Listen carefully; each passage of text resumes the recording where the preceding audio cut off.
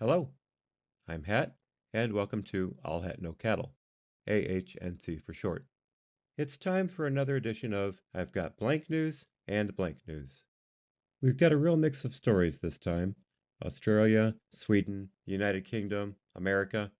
We're all over the map. To be honest, I really hope this series catches on. I have a lot of fun producing it, and I hope everyone's enjoying it as well. With that said, let's get to it. 3-year-old boy among 16 shot, one fatally, in Chicago weekend violence. A 3-year-old boy was among 19 people shot, one fatally, in separate incidents across Chicago since Friday evening. The boy was shot and seriously wounded about 12:30 a.m. Sunday while traveling in the back seat of a car in the Washington Park neighborhood on the South Side. For those of you unfamiliar with Chicago, the South Side has the preponderance of shootings in the city. The driver took the boy to Holy Cross Hospital, where the white Pontiac Grand Am could be seen with at least 4 bullet holes, surrounded by a crime scene tape at the emergency entrance. The boy suffered what appears to be a graze wound and was transferred in serious but stable condition to Comer Children's Hospital, police said. About 10 p.m. Saturday, 21-year-old Nadia Manjarares was killed when a gun accidentally discharged inside a Portage Park neighborhood home on the northwest side, according to police and the Cook County Medical Examiner's office. She and a 37-year-old man were inside the home in the 4800 block of West Hutchinson when the gun went off. Okay, right there I have a problem. Guns do not go off. Guns are fired. You have to have a round in the chamber, safety has to be off in case it's a semi-automatic with an external safety, or the trigger has to be pulled all the way back if it's a double-action pistol. Either way, if you don't pull the trigger with a round in the chamber, nothing happens. Guns just don't go off. I wish the media would stop using this tired old phrase that means absolutely nothing. This weekend's most recent shooting happened about 3 p.m. Sunday when 2 people were wounded in the far south side West Pullman neighborhood. The pair was shot about at 118th and Emerald, according to police. An 18-year-old man was shot in the right buttocks. He was taken to Christ Medical Center in Oak Lawn, where his condition stabilized.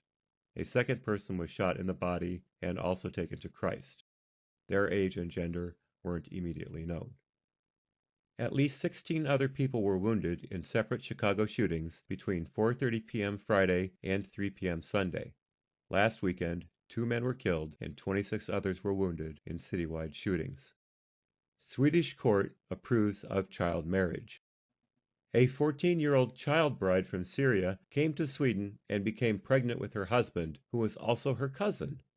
Now a Swedish court has approved of her marriage because she appears mature and for religious and cultural reasons. The girl was married off to a cousin when she was only 12 years old. In Sweden, she has been placed with his aunt and her family. The social service authorities in Sweden thought her marriage is completely outrageous and took it to the justice system. But the judge does not think there is anything wrong with it, since she was brought up with another religious and cultural perception of what is right and wrong. In addition, the girl, according to the court, is precocious for her age and early matured, so the court does not see anything wrong. This means that Sweden now approves of Sharia law. The court looks through the fingers with sexual relations concerning Muslim minors and approves of the pregnancy in a child's marriage where the girl is only 14 years old. This is a verdict that may set a precedent for further introduction of Sharia law in Sweden. Millionaire Muslim convicted of ripping off taxpayers for 18 years by posing as a struggling single mother is finally kicked out of her government-funded home. A millionaire Muslim woman who rorted is Australian slang for scammed, the public housing system for nearly 2 decades by posing as a battling single mother has finally been evicted from her taxpayer-funded flat. Rebecca Kodraja lived in the Punch Bowl apartment in southwest Sydney for 18 years, failing to tell authorities her husband owned a lucrative business which reportedly collected $1 million a year. Ms. Kodraja was found guilty of 2 counts of fraud in November last year and was sentenced to 3 months jail, which she served as home detention at the Punch Bowl unit. She unsuccessfully appealed her sentence in February, and the Department of Family and Community Services said it would immediately commence proceedings to evict the convicted thief. She is no longer a public housing tenant, and she will never, ever be allowed back into public housing, Family and Community Services Paul Vevers told 7 News. Documents revealed Khalid's electrical contracting business, her husband's name is Khalid, which raked in $1 million each year, was registered to the Punch Bowl apartment, according to 7. The couple also reportedly had 2 other properties, a Lakemba unit and a Greenacre house at the time. Kellogg's is changing its box design after a Twitter user called the company out for a quote-unquote racist Corn Pops box.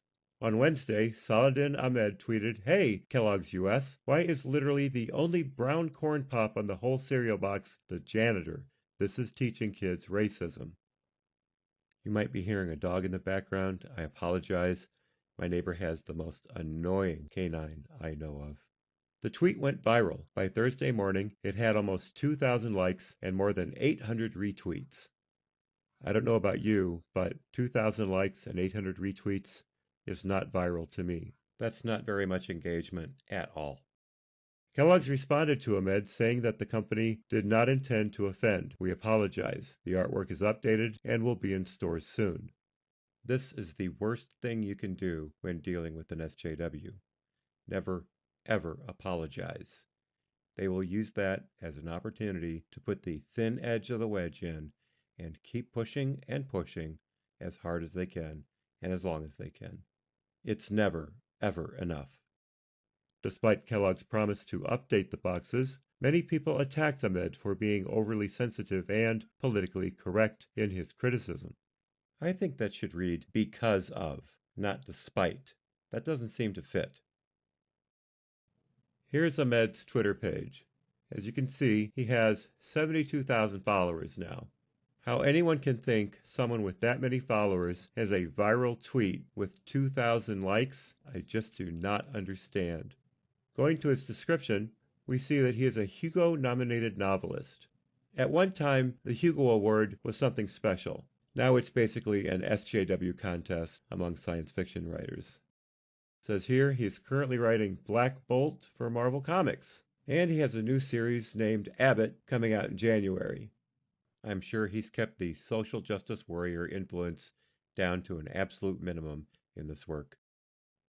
This is my favorite negative response tweet that was included in this article. It's from someone who I think we should all follow now, named Deplorable Jen.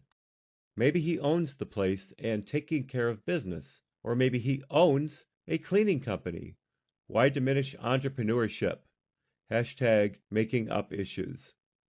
I'll be honest, when I first read that hashtag, I thought it said making you pussies. Calling Dr. Freud. Ahmed further explained on Twitter that the cereal box design was part of larger problems.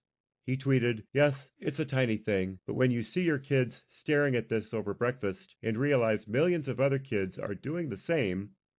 He also pointed out the irony of people reacting so strongly to a tweet they deemed oversensitive. So here's Ahmed pointing out how wrong it is to react strongly to a tweet. "It's no big deal. Just a joke. Just a cartoon. Get a life. Why are you angry? Why are you angry? Get a life. Why are you angry? Calm down. Rawr!" There you have it. A very calm and rational response to people he disagrees with. People who he pointed out the irony of reacting so strongly to a tweet from which he caused a major food manufacturer to take down a box because of a probable printing error.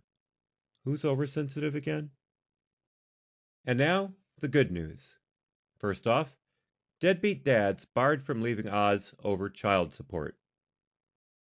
Many of Australia's wealthiest divorced fathers have been the target of a Turnbull government crackdown in which the Immigration Department and child support officers have joined forces to catch the men as they are about to board first or business class flights out of the country. In one case, a mining magnate based in the Mediterranean was about to board his Emirates flight out of Sydney when Border Force officials intercepted, ordering him to repay $22,000, 6 months of child support payments, before allowing him to leave. Another dad owed more than $100,000 to two different children. The Immigration Department told the Human Services Department that the man, who lived overseas, sporadically returned to Australia for short visits. When he next visited Perth, he copped a department prohibition order barring him from leaving the country until he'd paid his debt.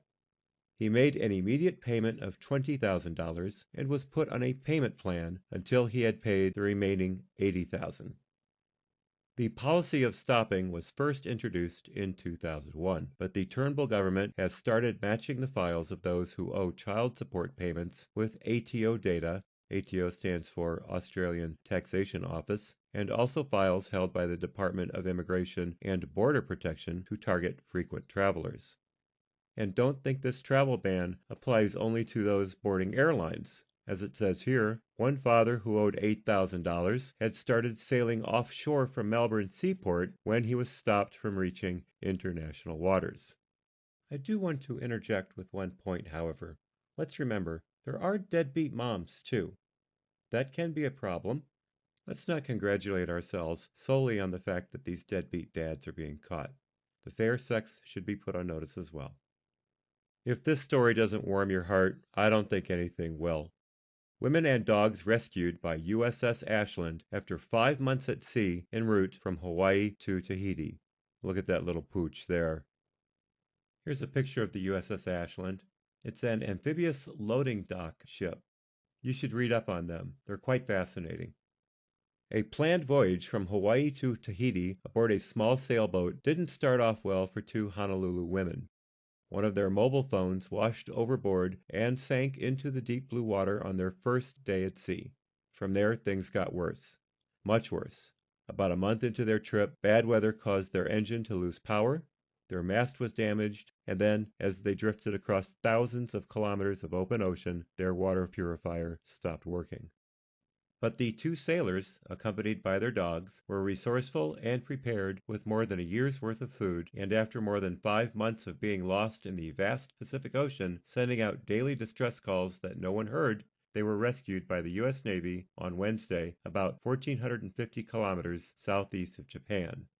Their intended destination, Tahiti, way off course. The USS Ashland rescued the women after a Taiwanese fishing vessel spotted their crippled vessel on Tuesday and alerted the U.S. Coast Guard, the Navy said in a statement. How big of a miss is that? Well, according to TravelMath.com, the flight distance from Tokyo to Tahiti is 5,910 miles, or 9,511 kilometers. Look at this map. Here's Japan. And here's Tahiti. They were approximately 3 Australias away from where they were headed. The women, identified by the Navy as Jennifer Appel and Tasha Fuyava, both of Honolulu, lost their engine in bad weather in late May, but believed they could still reach Tahiti using their sails. They saved our lives, said Ms. Appel through the Navy release. The pride and smiles we had when we saw the Navy on the horizon was pure relief. 2 months into their trip, well after they were scheduled to arrive in Tahiti, the women began making distress calls, but there were no vessels close, and they were too far out to sea for the signals to be detected on land. They told the Navy that they survived because they had packed a water purifier and enough food for a year, mostly dried goods like oatmeal and pasta. Joyce Appel, 75, who lives in Houston, said she got a call from her daughter early on Thursday morning, more than 5 months after they had last spoke. She answered the phone as she always does, wondering who wanted to sell her something, when she heard her daughter's voice on the other end of the line. She said, "Mum?" And I said, "Jennifer?" Because I hadn't heard from her in like 5 months, she said. And she said, "Yes, Mum," and that was really exciting. So there you have it. A real mixture of downers and uppers, if you will. The links to the articles are in the description, of course. Peruse them at your leisure. Before we go, there is some late-breaking news I need to cover. Paul Manafort and Rick Gates were indicted on 12 charges, including conspiracy against the U.S. George Papadopoulos, who worked for President Trump's campaign as a foreign policy advisor, has pleaded guilty to lying to FBI agents about meeting a professor with Russian ties who had promised to provide dirt on Trump's Democratic rival Hillary Clinton. Notice He did not plead guilty to collusion, just that he lied about a meeting which, as I understand, never happened. So to sum up, you've got two people indicted for being unregistered foreign agents, along with money laundering and other charges, plus another person who pled guilty to lying about a meeting with the Russians, a meeting that didn't happen. Yes, there is some dirt here, but let's not jump to conclusions. The trials haven't happened yet, so let's see just exactly how far this all goes. Couple this with the news that the FBI's witness regarding the Obama-Clinton Uranium One scandal has been released from his non-disclosure agreement and will be allowed to testify before Congress, and you've got a really, really interesting week coming up. Let's see if I can stay on top of it. That's all for now. It certainly seems like enough, doesn't it? Until next time, be well, and as always, thank you for your attention.